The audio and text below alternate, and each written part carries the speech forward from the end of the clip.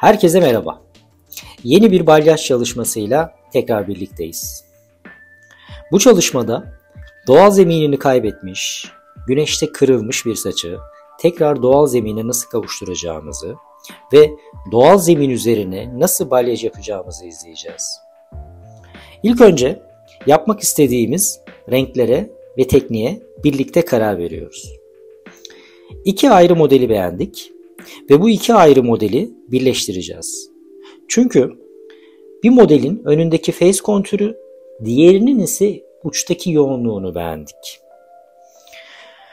Biri diğerinden daha kontrastlı, diğeri ise homojen.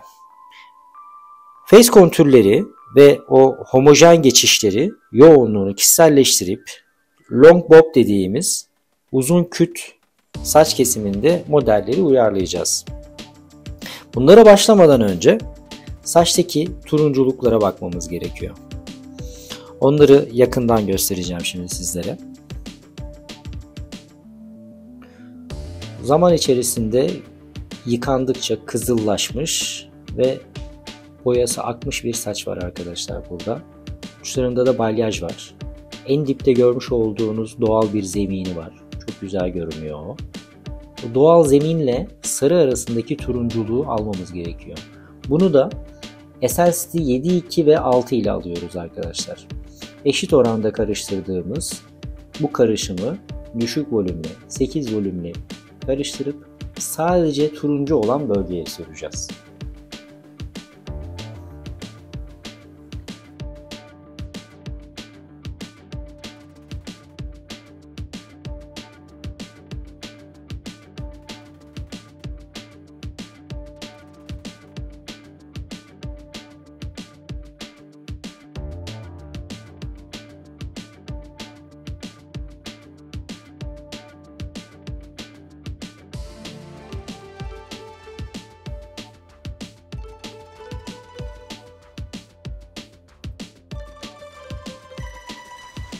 Bu işlemi yıkama yerinde yapıyoruz. Turuncu olan bölgeler çok net bir şekilde şu an görünüyor. Hazırlamış olduğumuz karışımı sarı ve dipteki doğal renk arasında sürüyoruz sadece. Biraz dikkatli oluyoruz. Çünkü dipte kendi ana rengi var, uçlarda ise sarılar var. İnce ince tutamlar halinde alıp ilk önce ön yüzüne, daha sonra da arka yüzüne sürüyoruz. Burada yapmaya çalıştığımız aslında dipteki doğal, boyasız olan rengi kopyalamak. Bu bize paket yaparken güzel bir zemin elde etmemizi sağlayacak. Hazırlamış olduğumuz karışım modelimizin ana rengine çok yakın. Bitkisel bir boya seçmemizdeki amaç da daha doğal bir görünüm elde etmemizi sağlıyor. Saçın önündeki eski face kontürleri de şu an net bir şekilde görebiliyoruz. Onların kapanmamasına dikkat ediyoruz. İnce ince çalışıyoruz. Önce ön tarafına, daha sonra da arka tarafına sürüyoruz ve sarının başlangıç noktasına kadar sürüyoruz ilk etapta. Önler bitti. Şimdi arka tepeden aşağı doğru iniyoruz. Neden önce üstlerden başladık? Çünkü güneşten ve yıkamadan dolayı saçın üst kısımları daha çok açılıyor. O yüzden saçı ortadan ikiye ayırdık. Her zaman kullanmış olduğu şekle en yakın yerden ayırıp üst kanada sürdük. Altlara doğru indik. Şimdi de arkalara doğru gidiyoruz.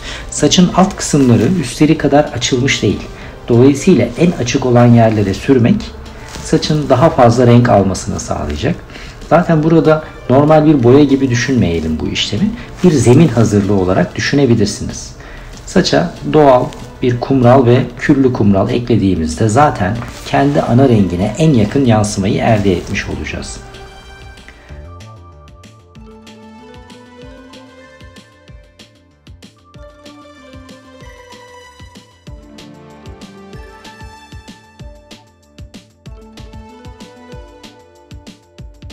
Orta kısımlarıyla sarıları biraz daha birbirine bağlamak için yavaş yavaş uçlara doğru kaydırıyoruz.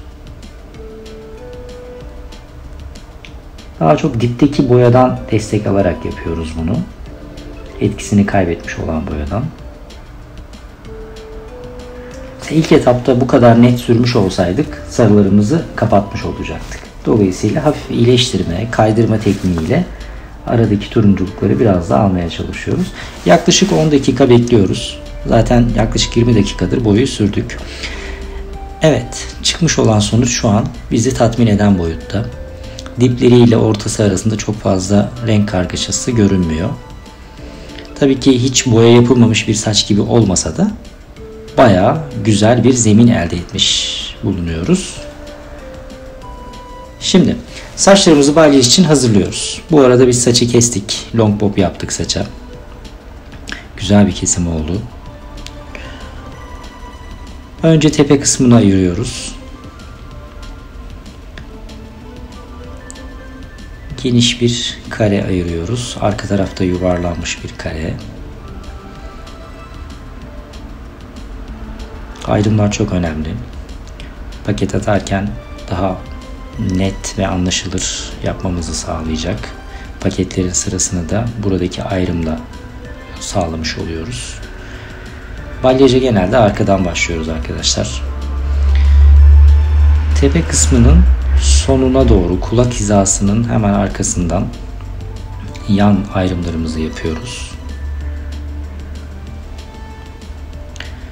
Yanları ayırdıktan sonra da arkayı önce ikiye bölüyoruz.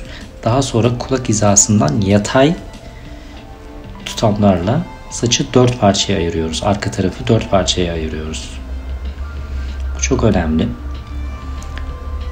Atacağımız paketleri burada daha net bir şekilde atmamızı sağlıyor bu. Kargaşayı önleyip daha net sonuçlar elde etmemizi sağlıyor. Ayrımlar çok önemlidir. En başta karar vermek gerekiyor. Nasıl bir ayrım yapacağınıza, nasıl bir renk yapacağınıza. Ayrımlar kesinlikle yabana atılmayacak kadar önemlidir arkadaşlar. Çünkü işleme başladığınızda kafanız karışabilir. Evet, şimdi açıcımızı hazırlıyoruz. Ben blond mi tercih ediyorum arkadaşlar. İlk önce 20 volümle başlıyoruz. Genelde 1'e 2 çalışıyorum. Yani 30 gram açıcıya 60 gram 20 volüm oksidasyon ekleyerek başlıyorum. Burada çapraz bir tutam aldım ve bu tutamı hafif dipten krepe ile yumuşatıyorum. Aslında burada bayağı net bir tutam elde ediyorum. Çok fazla krepe atmayarak. Farkındaysanız blok şeklinde alıyorum saça. Hiç zigzag ya da dikişler atmadan hafif bir krepe ile tutamı komple paketliyorum. Kullanmış olduğum alttaki aparat çok güzel arkadaşlar. Tek başınıza çalışmak istediğinizde size bayağı fayda sağlayacak. Yeteri miktarda açıcıyı sürdüm ve ilk paketimi attım. Çapraz aldığım tutamı ikiye bölüyorum. Çok fazla krepe ve dikiş atmadığım için saça burada bu tutamı tek seferde de yapabilirdim ama 2 seferde yapmayı tercih ediyorum. Daha rahat açılmasını sağlıyor bu. Tutamın önce altına sürüyorum. Folyonun üzerine açıcı sürüp sonra tutamı üzerine koyuyorum. Bu da alt tarafına iyi geçmesini sağlıyor. Bazen çok yüksek volüm çalışsak bile tutamlar açılmayabiliyor. Bunun sebebi açıcının alta geçmemiş olmasıdır arkadaşlar. Evet, ilk 2 paketimizi yaptık. Şimdi aynı tutamı tekrar ediyorum. Hemen bir üstünde bir çapraz tutam daha ayırıyorum.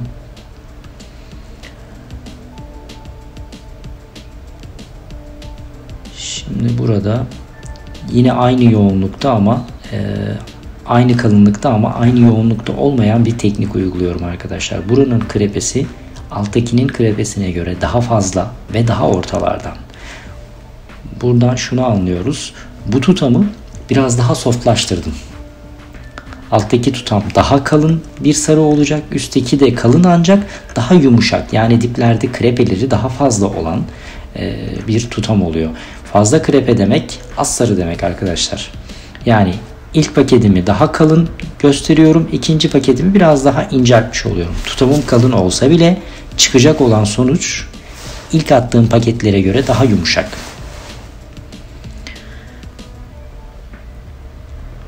Burada da yine paketin önce altına sürüyoruz ve fırça darbelerini sert bir şekilde yediriyoruz arkadaşlar. Burada 3 tane tutamımız oldu. Bunun aynısını diğer tarafa da eşit bir şekilde yapmaya çalışıyorum. Burada tutamların derin alınması çok önemli. Geniş olması. Kulağın üst tarafını ve enseye doğru olan tutamı net bir şekilde doyurmamız gerekiyor arkadaşlar. Hafif bir krepe.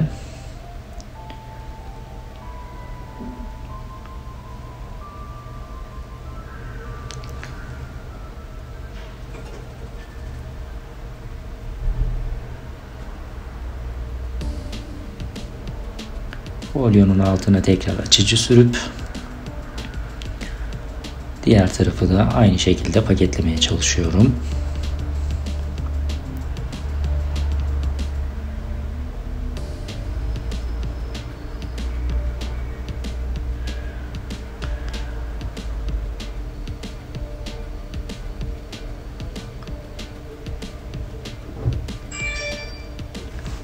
Burada yine tutamı ikiye böldüm. Diğer tarafta ilk başlarken yaptığım gibi. Tek seferde de paketlenebilir. Daha ince ve bol krepe yapılırsa tek pakette yapılabilir. Ancak biz burada derin bir face kontür yaratmaya çalışıyoruz. Tutamımız çok kalın olduğu için tek sefer yerine 2 seferde yapıyoruz ve diplerini az krepe yapıyoruz. Yani az krepe demek daha fazla sarı demek. Kalın bir sarı tutama elde ediyoruz. Burada aslında face kontürlerin ilham kaynağı küçük kız çocuklarının güneşte açılmış sarı saç tutamını elde etmek ya da sörf yaparken güneşin açmış olduğu tutam. Bu çoğumuzun saçında olur. Saçınızı at kuyruğu toplayıp güneşte vakit geçirdiğinizde deniz, güneş, sörf yaparken veya sahilde vakit geçirirken güneşin açmış olduğu yerler arkadaşlar bunlar. Bu tutam sadece saçın önünde olmaz. Kulak üstlerinde ve enselere doğru saçın uçlarında yoğunlaşan bir tutam olur. Burada yapmış olduğumuz face kontür aslında ön taraftaki tutamları besleyen destek tutamları olarak düşünebilirsiniz. Daha uzun saçlarda mesela uçları daha yoğun bir görünüm elde etmemizi sağlıyor bu.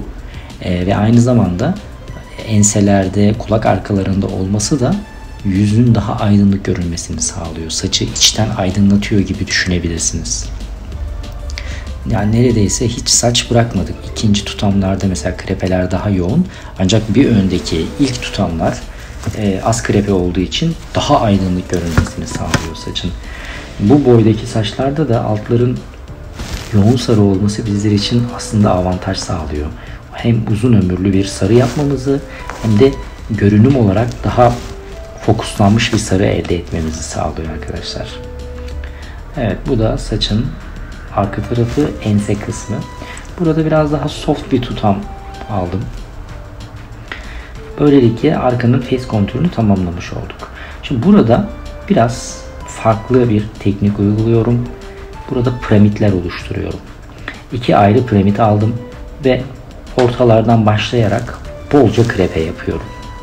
Bu ne anlama geliyor arkadaşlar? Hem homojen hem de tutamda uçlara yoğunlaşan bir sarı elde etmeyi sağlıyor bu. Yine tutamın altına sürdüm çünkü bu çok kalın bir tutam. Demin yapmış olduğumuz tutamlar gibi. Ortalardan başlayan krepe ve dibe olabildiğince yaklaştırıyoruz. Zaten çok fazla dibe giremiyorsunuz.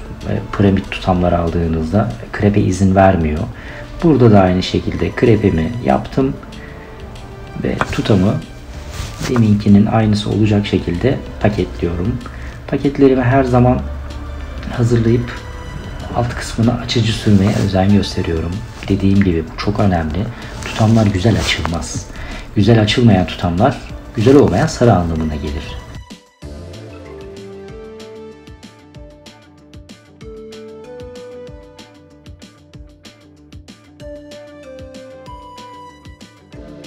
Şimdi arada bırakmış olduğumuz tutamları bol krepe ile inceltip uçlarında yoğunlaşacak şekilde paketliyoruz.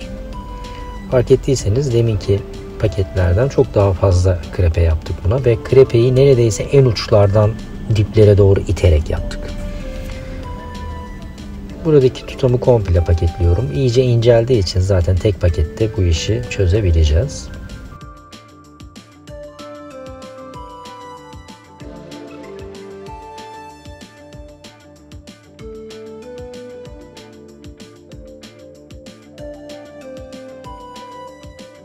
Şimdi burada piramitler ayırıyoruz arkadaşlar.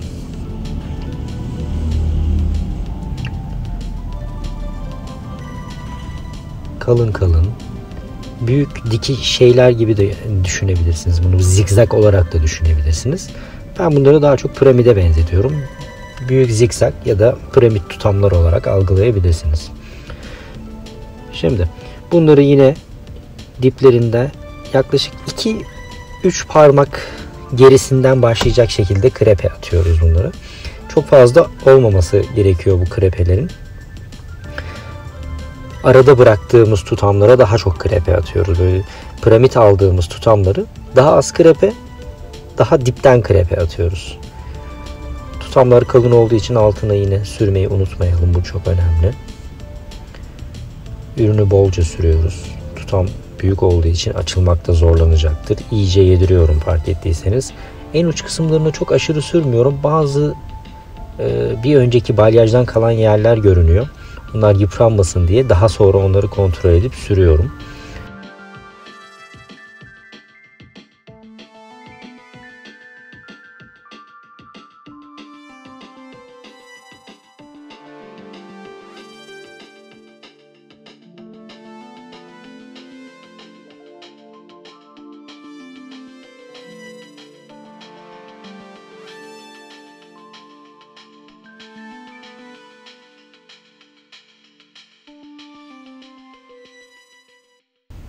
Şimdi üçüncü piramidi alıyoruz.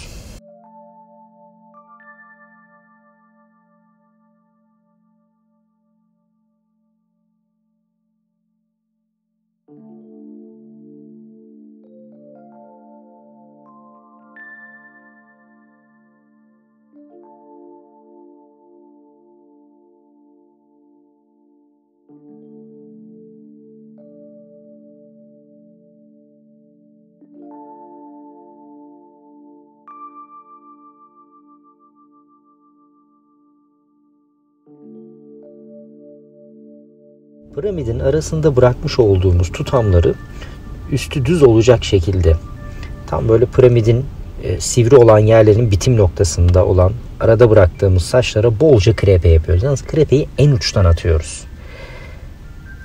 Yani çok simsiyah kalmamasını sağlıyoruz. Hafifçe bir uçlara doğru ışıltı şeklinde düşmesini sağlayacak şekilde bolca krepe yapıyoruz.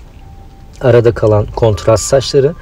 Buradaki olay aslında daha homojen bir görünüm elde etmemizi sağlıyor. Mesela daha kontrastlı istiyorsanız aradaki saçı daha fazla bırakmamız gerekir.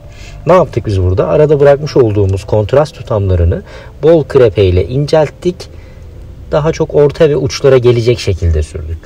Bu krepeler tarandığında bu yine koyu görünecek ama uçlara doğru sanki güneşten açılmış efekti vererek daha soft bir görünüm elde etmemizi sağlayacak.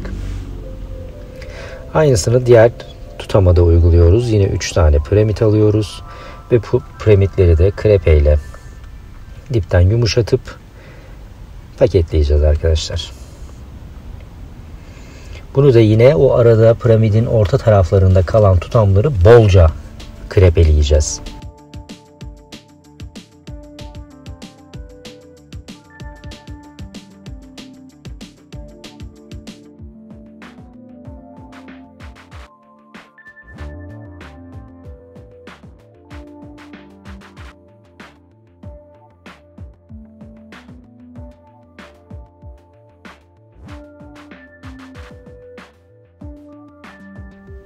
Daha uzun saçlarda paketleri daha dikeyde paketleyebilirsiniz. Çünkü bazen katlamak iyi olmuyor. İz yapabiliyor saçta. Sonra tekrar sürmeniz gerekebilir. Sürmek istemiyorsanız daha dikey paketlerde yapabilirsiniz. Daha iyi sonuçlar almanızı sağlar.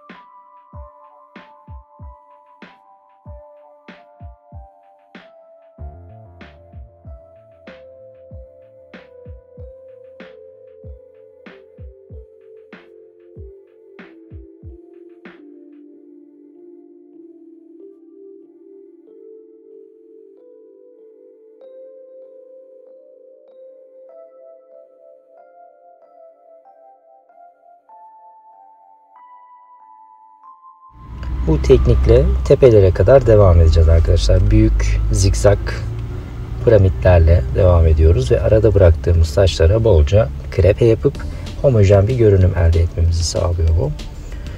Bu şekilde devam edeceğiz. Ben genelde paketleri yatay yatay çıkıyor. Mesela direkt yukarıya kadar çıkıp sonra alttan tekrar yukarı çıkmak değil de paketleri yatay bir biçimde birbirlerine eşit olacak şekilde çıkıyorum.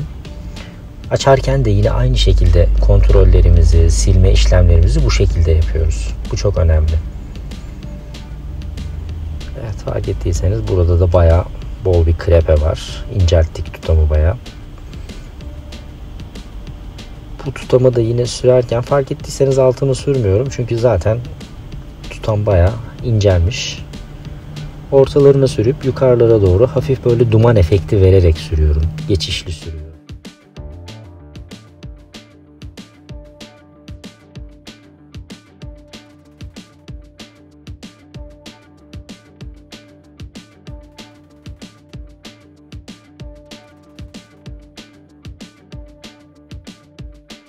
Buraya da büyük, iri zigzaklar, piramit tutamlar çiziyoruz.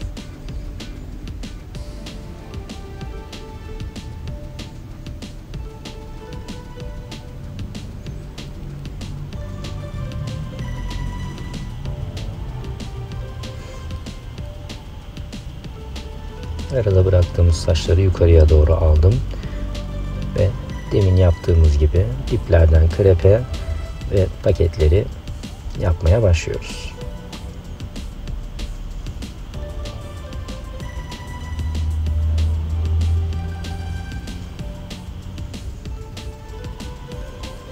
Olabildiğince dibe girmeye çalışıyorum. Çünkü dipteki krepe zaten dipten en az 2-3 santim belki daha da fazla bir mesafe pot yapıyor. O yüzden elimdeki aparatı olabildiğince dibe itmeye çalışıyorum. Krepeye izin verdiği kadar.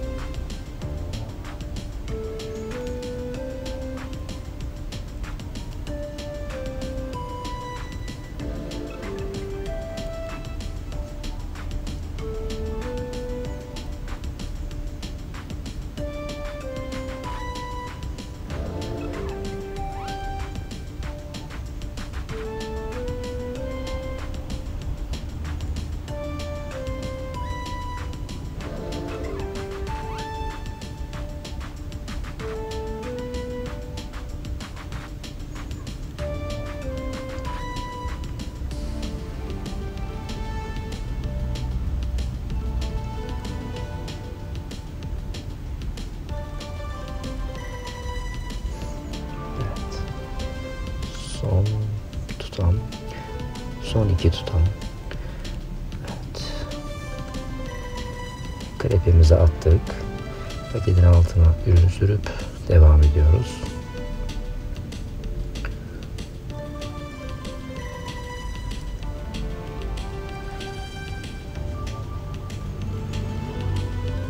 Uçlarında açıklıklar var. Onlara böyle hafifçe sürüyorum. Çok aşırı sürmüyorum. Çünkü onlar zaten sarı olduğu için daha fazla açılacaktır. Ama bu 20-25 dakika sonra falan onlara tekrar sürüyorum. Düşük volümle.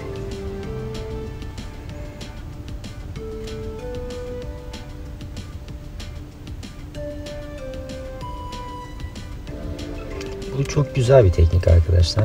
Yani daha homojen bir görünüm elde etmek istiyorsanız pratik, büyük zigzaklar ayırıyorsunuz ve arada kalan tutamlara da bolca krepe atıyorsunuz arkadaşlar.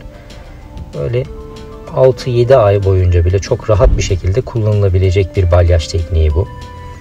Pratik. Saçta eğer çok şey yoksa, bir önceki balyajlar falan çok yoksa çok risksiz bir şekilde yapılabilir. İlk defa balyaj yapılacak saça da yapılabilir. Evet, şimdi arada bıraktığımız saçları da ayırdık.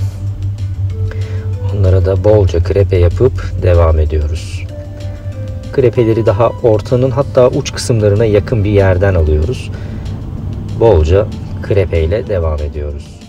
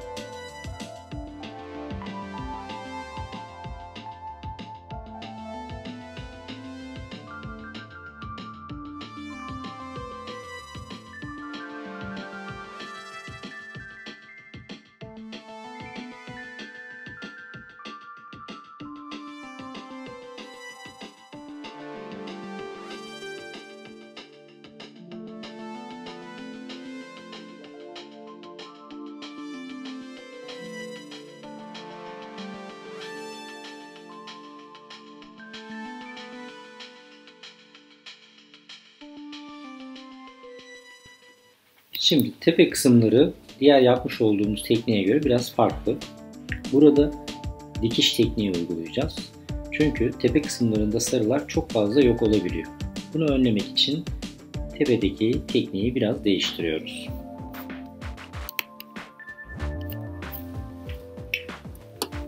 Yaklaşık 1,5 santim kalınlığında bir tutam alıyoruz ve dikişler atıyoruz.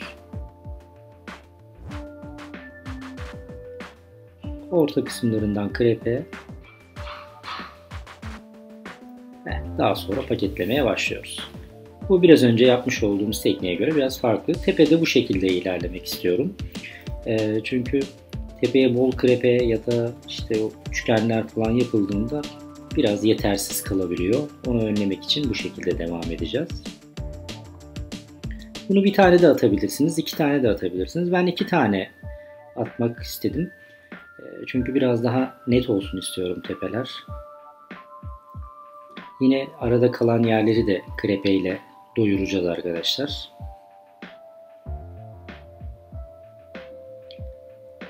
Bunu kıvırarak değil, daha dik bir şekilde paketliyorum. Çünkü bu tarz tutamları üst üste çok fazla katladığımızda orta tarafında bir hat oluşuyor. Onu önlemek için dikey paketler attım. Evet, yine buranın krepesi uçlara yakın.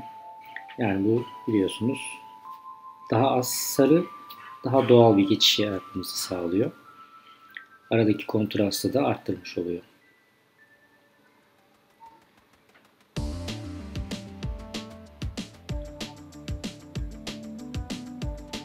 Ortaya sürüp hafif geçişler yaparak yukarıya bağlantı kurduk. Aynısını tekrar edeceğiz şimdi. Yine yaklaşık 1-1,5 santim kalınlığında bir tutam ayırıyoruz.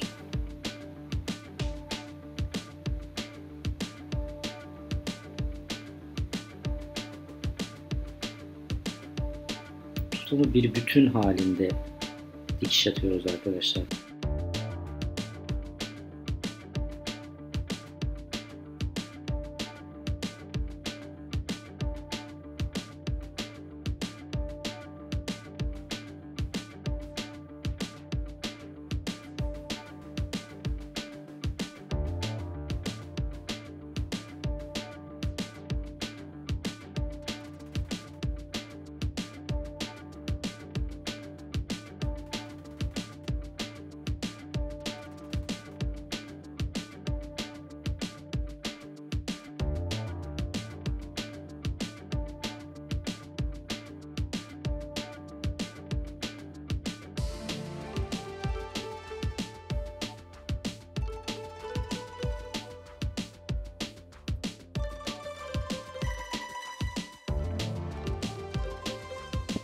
Burada çok önemli bir nokta var.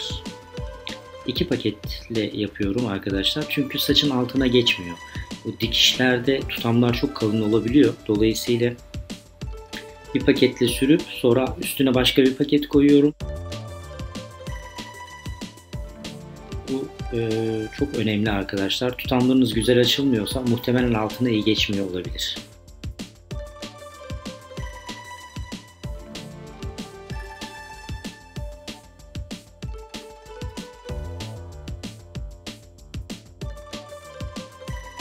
Arada bıraktığımız saçları hemen krepeledik en uçlardan.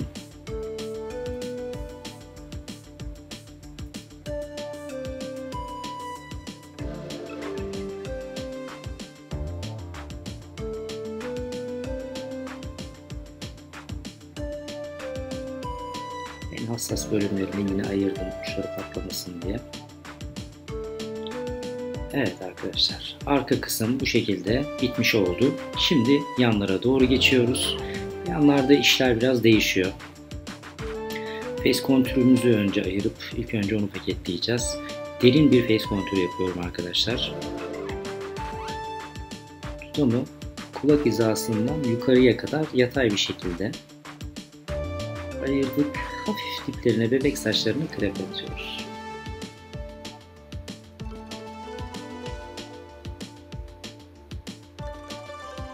Önce paketin altına sürdük ve olabildiğince dipten bir şekilde paketliyoruz.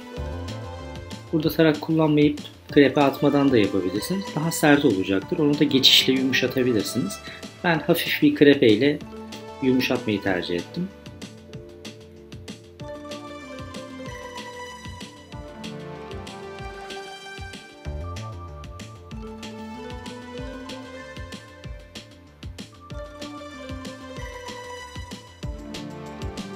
Bu tutamlar daha hızlı açılıyor arkadaşlar. Çok önemli. Paketleme bittikten sonra mutlaka cilde yakın olan bütün paketleri kontrol etmek gerekiyor. Cilt ısısından dolayı oradaki reaksiyon daha fazla oluyor ve saç çok çabuk açılabiliyor. Mesela ensede de o şekilde bir kontrol yapmak gerekiyor. İlk cilde değen paketleri mutlaka kontrol etmeliyiz. İlk 25 dakika çok önemli. Genelde 25. dakikada bayağı açılmış oluyor. Şimdi burada kulağın üstüne paralel gelecek şekilde bir ince tutam aldık. Büyük bir krepe. Tarakla krepeyi tutturuyoruz. Burada aslında bir L çizdik diyebiliriz. Çapraz bir L oldu. Buradaki amaç müşterilerin saçlarını topladığında en öndeki tutamların biraz daha açık görünmesini sağlıyor. Face kontür burada bayağı işe yarıyor. Maşa yapıldığında da ilk ve en alttaki tutamlar yüzü daha aydınlık gösteriyor. Şimdi burada zikzak şekliyle devam ediyoruz. Zikzakın arka tarafı düz yalnız. Sadece ön tarafında zikzak atıyoruz. Ve saçlara krepe atarak onları yumuşatıyoruz. Demin aldığımız tutam düzken ikinci çapraz olan tutam sadece saçın arka tarafına bakan yerde zikzak var. Yani ortalarından zikzak değil. Şey gibi düşünebilirsiniz. Arka tarafı düz, ön yüzü zikzaklı bir tutam olarak düşünebilirsiniz. Bunun amacı da yine face kontürü daha fazla beslemek için. Daha yoğun bir face kontürü yaratmak için. Burada bol krepe olduğu için diplere çok girilemiyor. O da bize tabii daha fazla doğallık sağlayacak. Paketi mesela kaldırmadan sürebiliriz. Tutamın altına geçmiyor. Hissediyorum bazen. Sizler de aklınızda olsun. Yani paket atarken sarının güzel çıkmasının kaderini belirlemiş oluyoruz aslında. Ne kadar güzel yerse o kadar temiz sarılar çıkar.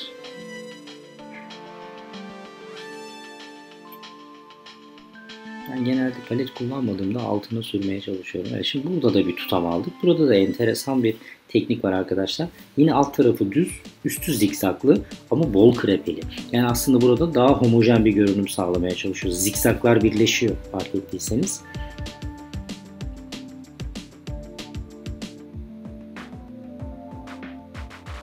Yani bu size karışık geliyorsa sadece düz alıp krepe de yapabilirsiniz. Birbirine yakın bir teknik olmuş olur. İlk tutamlarını düz alırsınız. İkinci tutamları ve üçüncü tutamları bol krepeli tutamlar olarak paketleyebilirsiniz.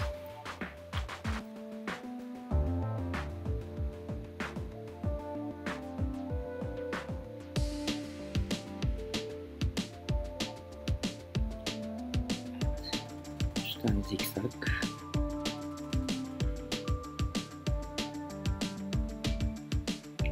Tutam kalın olduğu için bolca krepe yapıyoruz.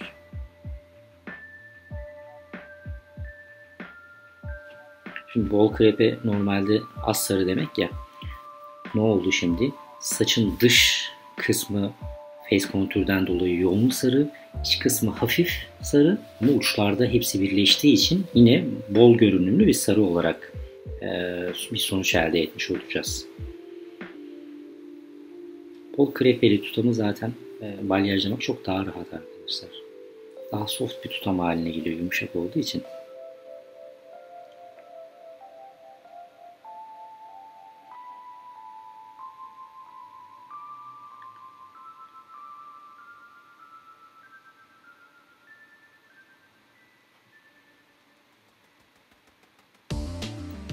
Saçın alt kısmını da kontrol ediyorum. Değilmiş ama yine de kontrol ettik.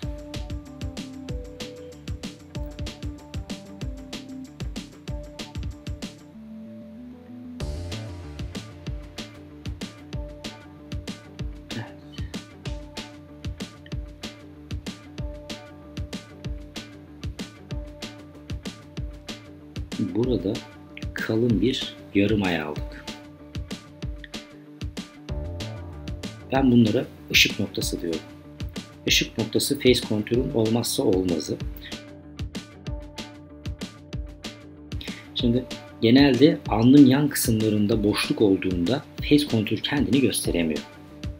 Dolayısıyla böyle kalınca bir tutam, yani öndeki paket ve yandaki paketleri besleyecek bir şeye ihtiyaç var. O da ışık noktası bu. Bu tutamı kalınca alıp, bunu ise çok kalın gelirse ikiye de bölebilirsiniz ama şu kaşın hemen üst tarafına saçı doyuracak tutamlara ihtiyaç var. Burada da o doyurma işlemini gerçekleştiriyoruz. Kalın olduğu için yine tabii altlarına da sürmek gerekiyor. Ben krepeleri yani 2-3 santim geriden başlattım. Daha az da yapılabilir. Ne kadar az olursa o kadar çok sarı anlamına gelir. Buradaki sarıyı olabildiğince yoğun yapabilirsiniz arkadaşlar. Face kontürünüzü beslemiş olur. Yine o ışık noktasının devamında bir zikzak daha çiziyoruz. Bakın burada her iki tarafı da zikzak tutamı. Yani homojen bir şekilde geçiş sağlamış olacak. Hiçbir şekilde paket izi olmaz mesela orada. Tutamlar hep böyle saçın içinden çıkacak gibi olur. Doğal bir geçiş yaratmış oluyoruz yani. Hem paketin tutamını atarken hem de krepe ile iki taraflı bir yumuşama olmuş olacak.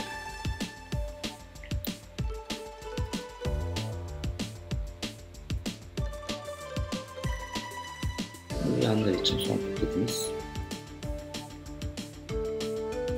İlk başta biraz karmaşık gibi geliyor teknik ama alışınca vazgeçemiyorsunuz.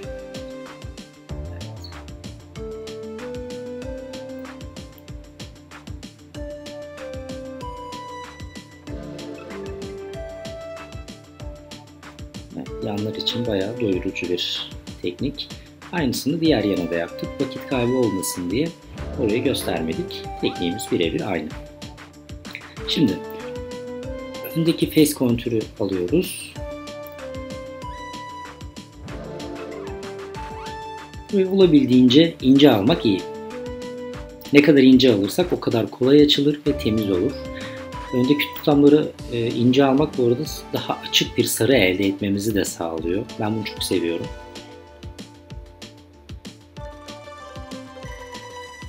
Zar tutam diyorum.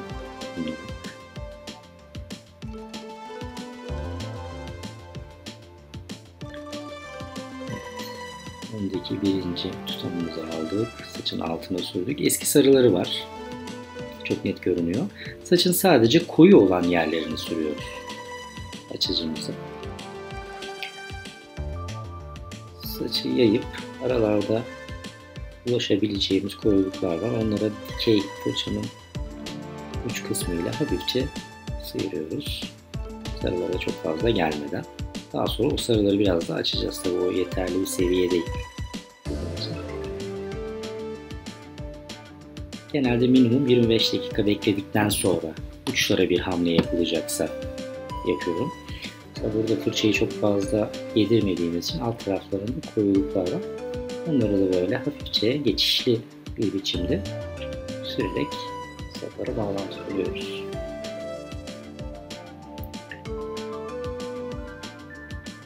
Saç doymayınca güzel açılmıyor arkadaşlar. Biraz uzun sürer ama sonuç mutlaka sizi tatmin eder. İkinci tutamımızı alıyoruz. Burada da hafif krepelerle devam ediyoruz.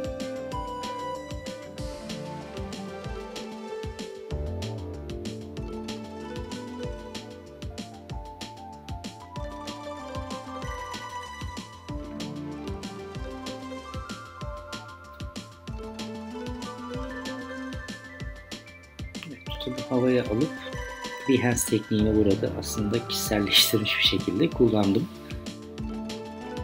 İlla agresif bir şekilde sürmemize gerek yok. Soft hareketler yapabiliriz.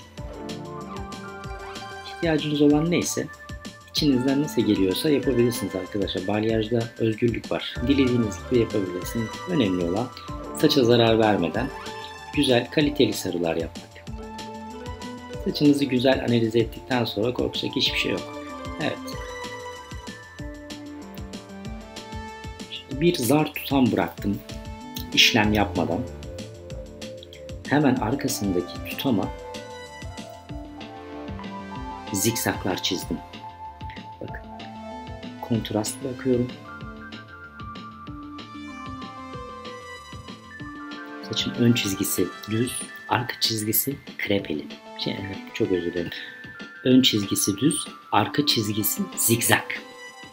Ve bu tutama krepe yapıyoruz. Bayağı ortalardan, koyulukların başlangıcından itibaren krepe yapıyoruz. Şimdi bu demek oluyor ki saçın ön kısımları daha yoğun, arkaya doğru, tepenin arkasına doğru giderken sarıları biraz azaltmış oluyoruz. Doğallaştırmış oluyoruz. Tepeler o kadar da çok sarı olmayacak. Daha yumuşak bir sarı elde etmeye çalışıyoruz. Bütün olay aslında iç kısımlarından uçlara doğru yoğunlaştırmak. Tepe kısımları çok aşırı yoğun olmuyor. Yanlara göre. Çünkü burada kontrastlı tutamlar bırakıyoruz. O bıraktığımız tutamları da yanlara aldık. Şimdi zikzağın hemen arkasındaki tutamlara bakıyoruz.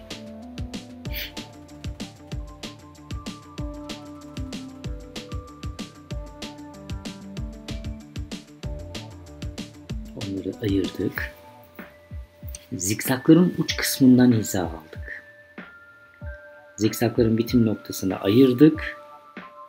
Düz bir çizgi haline geldi. O düz çizginin hemen arkasında tekrar zikzak aldık. Ve koyulukların başlangıç noktası, yani saçın orta kısımlarından krepelemeye başladık. Tepe kısımlarında hem kontrast var hem soft tutamlar var. İkisini birleştirmiş olduk. Uçlarda da homojen bir geçiş sağlamış oluyoruz burada.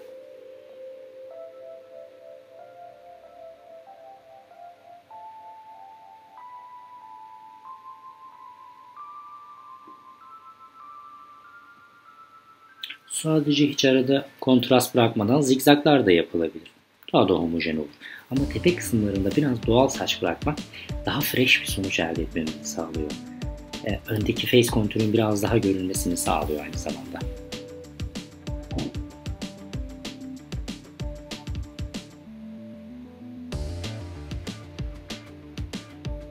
Kontrastlarımızı yanlara aldık.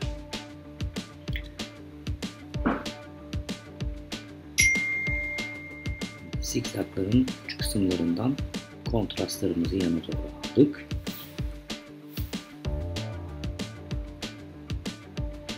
Yeni bir zikzak aldık. Yine arkası düz, önü zikzaklı.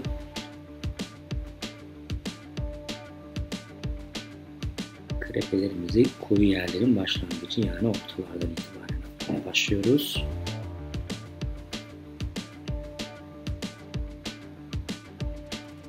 Tutamımızı paketliyoruz.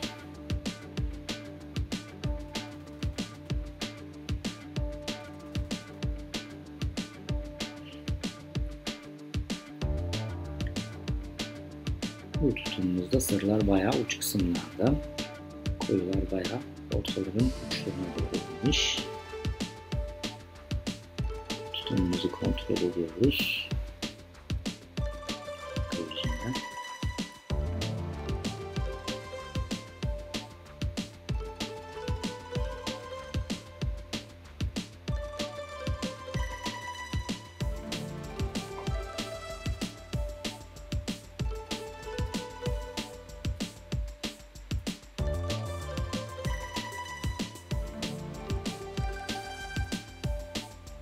Zikzakların uçlarından kontrast tutamlarımızı ayırdık.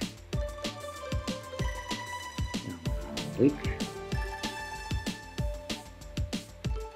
Minik bir zikzakla arka tutamla en son paketi birbirine bağladık.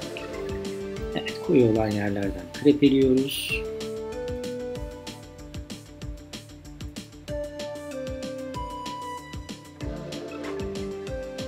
Bu tutam hazır.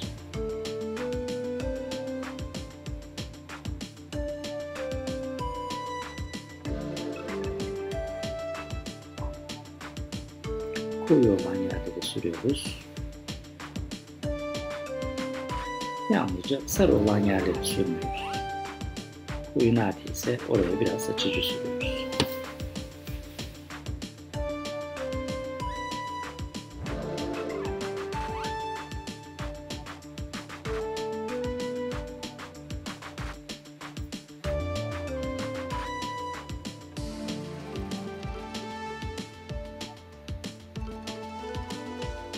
Evet. Öndeki tutamlar, face kontürler düz, zar tutam. Sonraki tutamlar arada bir kontrast tutamı ve zikzak. Kontrast tutamı ve zikzak. Arada bıraktıklarımızı kenara aldık.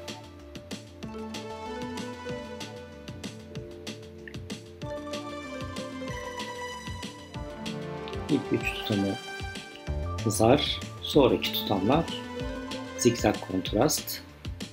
Şimdi burada eski sarıları canlandıracağız. Bolca kreve atıyoruz.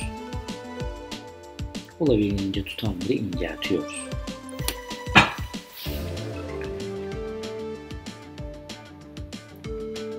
Biraz da aslında koyuları hedef alıyorum. Çok sarıları almamaya çalışıyorum. Uçlara hafif hafif freehand çalışıyorum. Uçlar zaten sarı ama açıkta. Onları biraz daha parlaklaştırmak için ekstradan açıcı sürüyorum. Bunu son 10 dakikada sürebilirsiniz. İlk başta da sürebilirsiniz. Zaten açıkta olduğu için muhtemelen kuruyacaktır onlar. Eğer çok açıldığını düşünürseniz bir havlu yardımıyla silebilirsiniz. Evet, arada bıraktığım kontrastların uç kısımlarını sürüyorum. Koyu olan yerlere değil, sadece sarı olan yerlere. Yani burada eski sarılar var. O sarıları canlandırmak için sürüyorum. Çünkü koyu olan yerleri bu kadar rahat açamayız ve o bize biraz zarar verir. Turuncu. Burası zaten sarı olduğu için uçları, onları bir nevi parlaklaştırıyorum. Daha tatlı bir renk sarı olmasını sağlıyor. Evet, şimdi artık bekliyoruz. Paketlerimizi de havaya kaldırdık. Ara kontroller yapılıyor.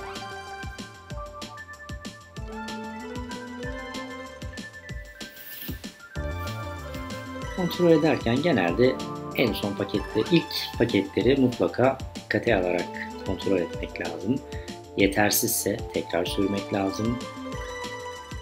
Gerekirse havluyla silip üzerine tekrar açıcı uygulanabilir. Bunlar cilde yakın olan tutamlar.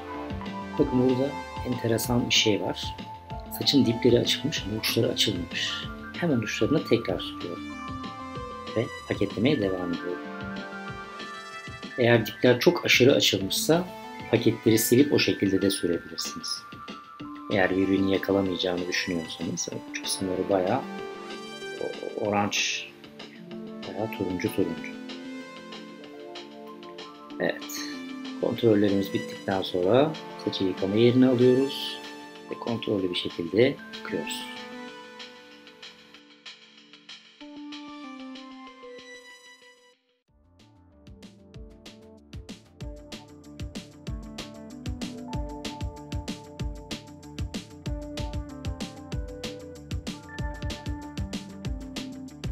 Saç doğal gibi görünüyordu ama tabii doğal değil. Dolayısıyla boyalı olan dokuyla boyasız olan doku birbirinden farklı açılıyordu.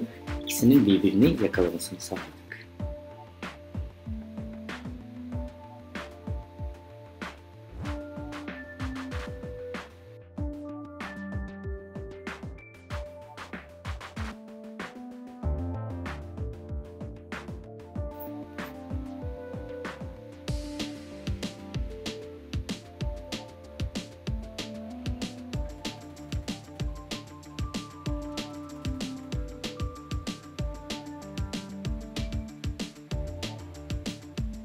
Burada paketlerin nerelere atıldığı da çok net bir şekilde görünüyor.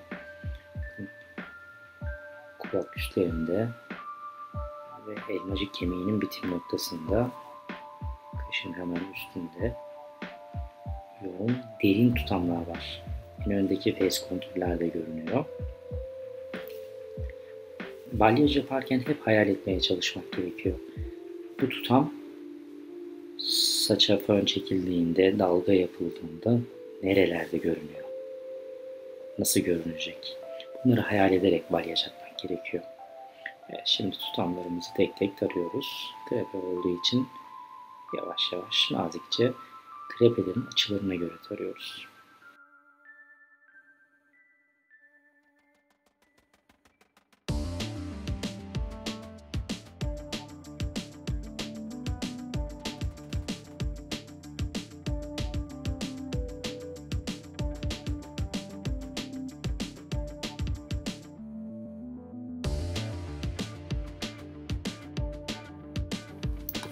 Şimdi geçiş işlemine başlıyoruz. Geçiş işlemini Essence boyası ile yapıyoruz. Amonyaksız bir boya.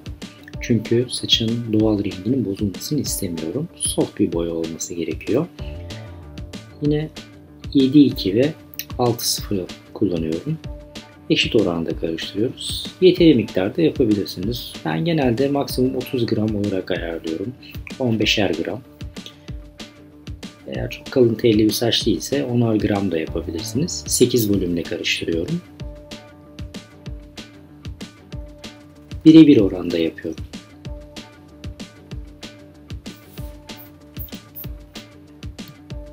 Saçı güzelce taradıktan sonra enselerden başlayacağız. Sarıların başlangıcına kadar sürüyoruz. Buna birinci geçiş diyorum. Birinci geçiş yani dipten sarının başlangıcı olan bölüm. İnce ince tutamlar alabilirsiniz. Çok fazla sürmeye gerek yok. İnce ince tutamlara azar azar sürüyoruz. Yan bir fırça varsa yan fırça tarakla da sürebilirsiniz. Daha kolay olur yemesi. Az miktarda boyayı dipten sarıların başlangıcına kadar sürüyoruz. Şimdi burada daha geniş sürüyorum çünkü krepeli olduğu için mesafe daha fazlaydı.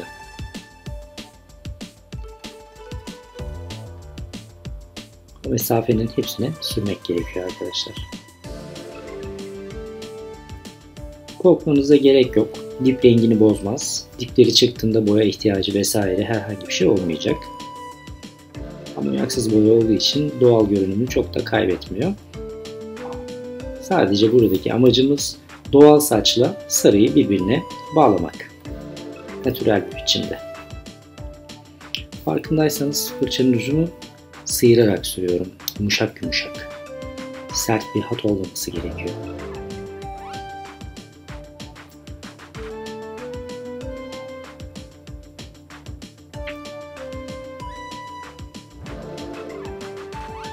Her zaman bu kadar geniş sürmenize gerek yok. Bu yapmış olduğumuz teknikten dolayı sarılar geride duruyor. O yüzden kalın ve geniş sürüyoruz.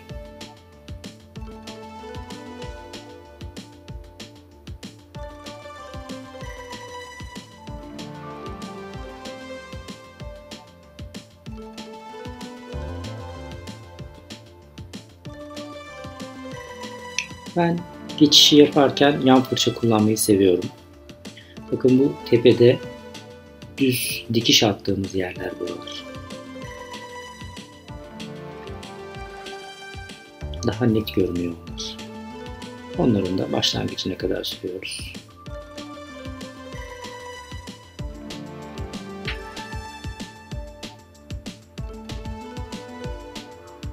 Dikişle krepe arasındaki farkı da burada görmüş olduk.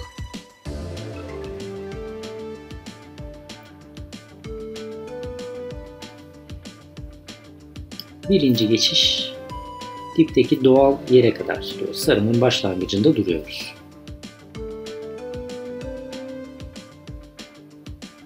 Saklar daha geriden başlıyor.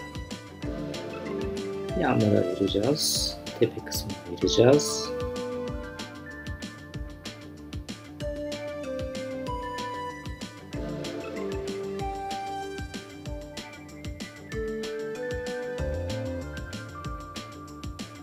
Fırça tarağında bu kolaylığı var.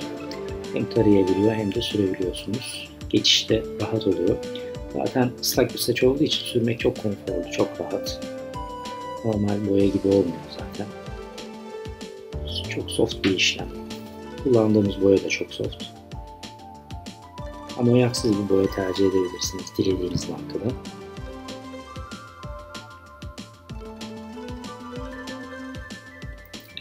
Geriye alıyorum.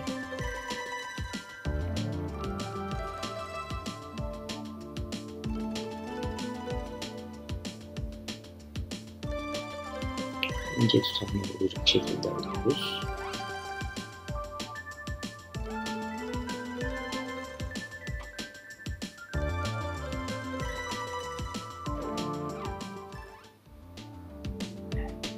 Dipten sarının başlangıcına kadar kontrollü bir şekilde sürüyoruz. Gelişi güzel değil. Evet, önündeki face contour'larımız da görünüyor. Sarıların başlangıcında öpüştürüyoruz. Evet.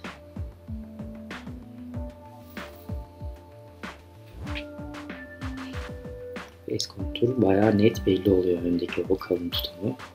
Tabi şu an çiğ görünüyor. Bunlara da toner geçeceğiz. İstediğimiz renkten uzak.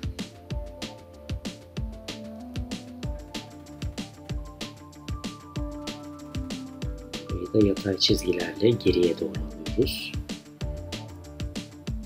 Paketleme sistemindeki teknik de burada çok net belli oluyor. En önler düz blokaj şeklinde, arkalar daha soft tutanlar. Tasarlarken nasıl isterseniz ona uygun bir şekilde görebilirsiniz. Buradan ilham alabilirsiniz. Saçın üstünü soft mu yapmak istiyorsun? Daha belirgin mi yapmak istiyorsun? Dikiş, zikzak ya da blok şeklinde paketleyebiliriz.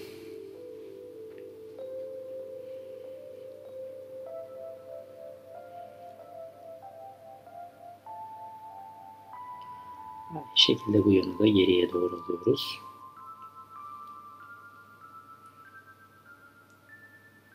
Aslında geçişi tamamen paketin başlangıç hizasına göre ayarlıyoruz. Paketi ne kadar dipten yaptıysak geçişi de orada sonlandırıyoruz. Daha sonra bunu biraz daha taşırıp en sonunda tarakla tarayarak sonlandırmış olacağız.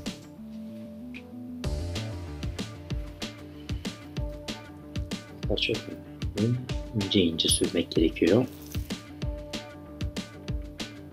Çok çabuk kararacağını düşünüyorsanız en son 5 dakika kala da sürebilirsiniz bunları. Bu da yeterli olacaktır.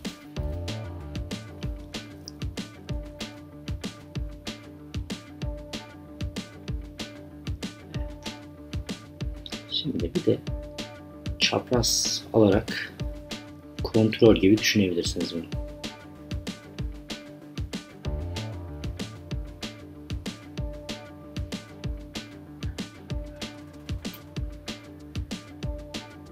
Biraz daha yayıyoruz. Tutalım.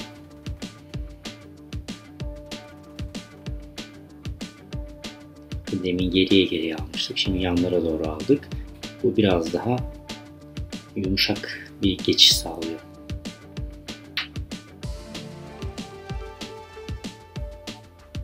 Sorun dük. Kuru olan yerleri boyayla renklendiriyoruz. Çok aşırı boya kullanmaya gerek yok geçişte. Çok az boyayla bile harika bir sonuç elde edebilirsiniz.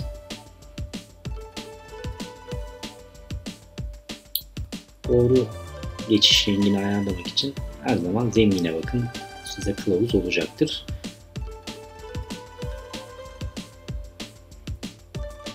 Var olan zeminden daha açık yapmak çok akıllıca değil. Çünkü bir ay sonra dipleri çıkabilir. Genelde yakın tonları karıştırıp düşük volümle amonyaksız boyayla yapabiliriz.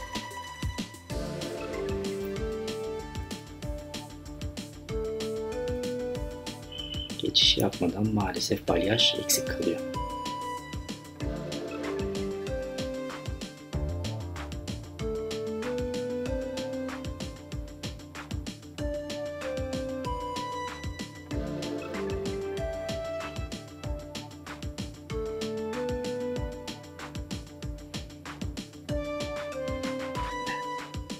İlk başlangıçtan biraz daha aşağıya doğru çekmiş olduk.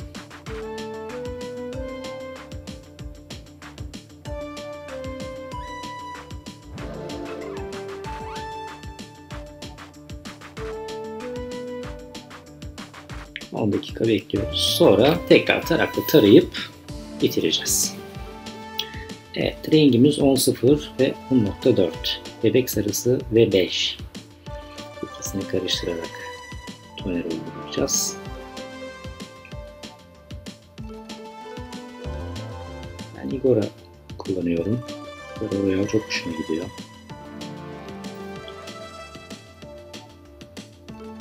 Çok beyaza yakın bir sarı olmayacak.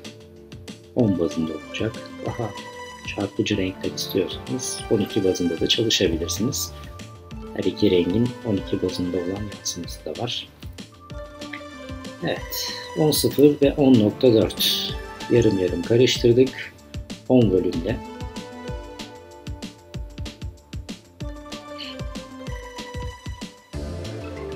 ...15'er gram boya, 30 gram boya, 60 gram da oksidasyon ile karıştırıp tonerimizi uygulayacağız.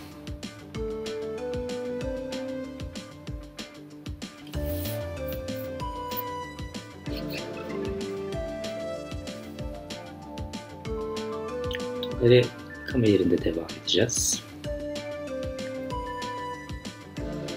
Geçiş işlemimiz güzel görünüyor. Paket izleri falan gitmiş. Kendi ana rengi de güzel görünüyor. Bakın o ilk attığımız paketlerin yerleri de belli. Ensede yoğun face kontürler.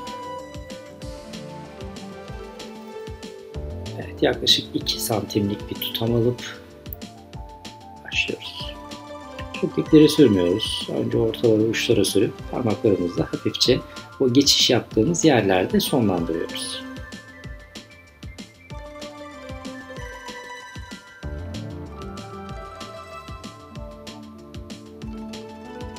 Az bir boya uçlara doğru yedirip hafif geçişler yapıyoruz.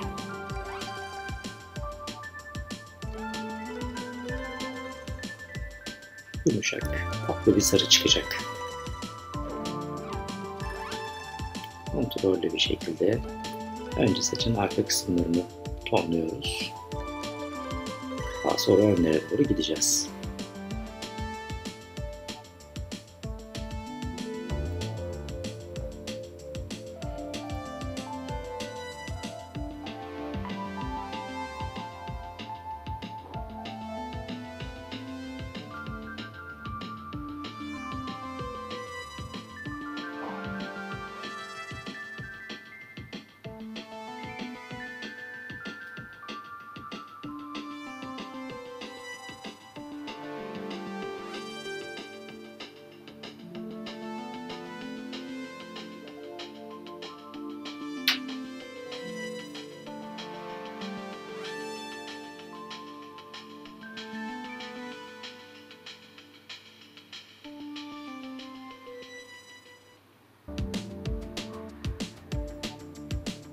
Parmaklarımızla kaydırarak yediriyoruz tutamla.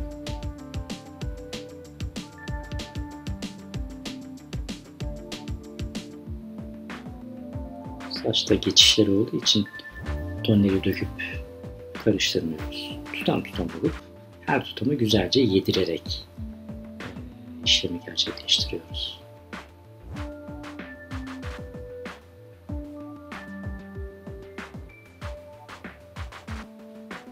Eğer toneri dökerek yapacaksanız geçişleriniz bozulacaktır. Dolayısıyla tekrardan geçiş yapmanız gerekir ya da sıralamayı değiştirmeniz gerekir.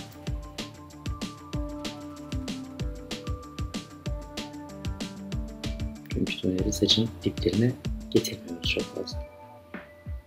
Cilt ısısından dolayı açık bir sonuç elde eder.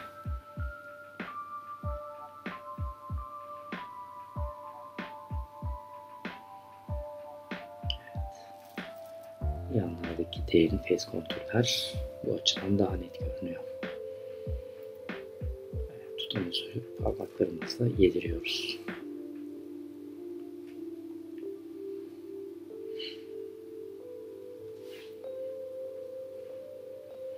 Tepelerde sarı çok azmış gibi görünüyor ama aslında kuruduğunda işler bayağı değişecek.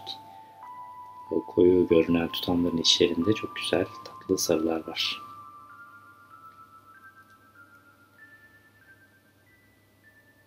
Birbirine eşit parçalar almaya çalışıyorum. İşlemi yaparken biraz hızlı olmak gerekiyor. Sonra detaylara geçilir. Sürüp süreyi başlatacağım.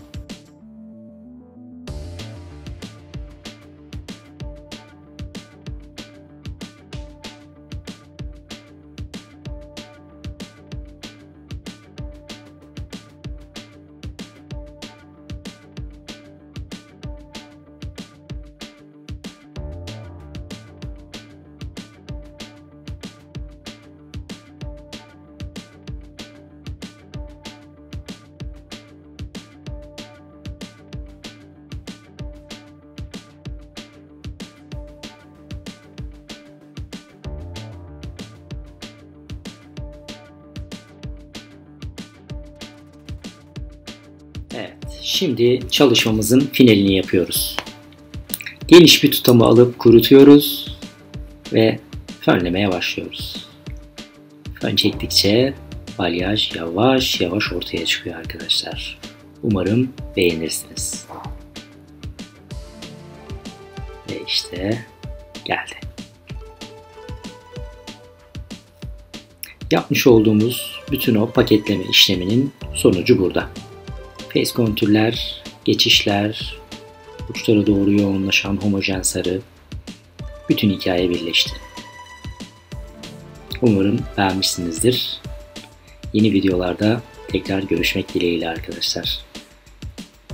Kısa bir maşa yapımını göstereceğim. Daha sonra videonun öncesini ve sonrasını izleyeceğiz arkadaşlar. Hepinize başarılar dilerim.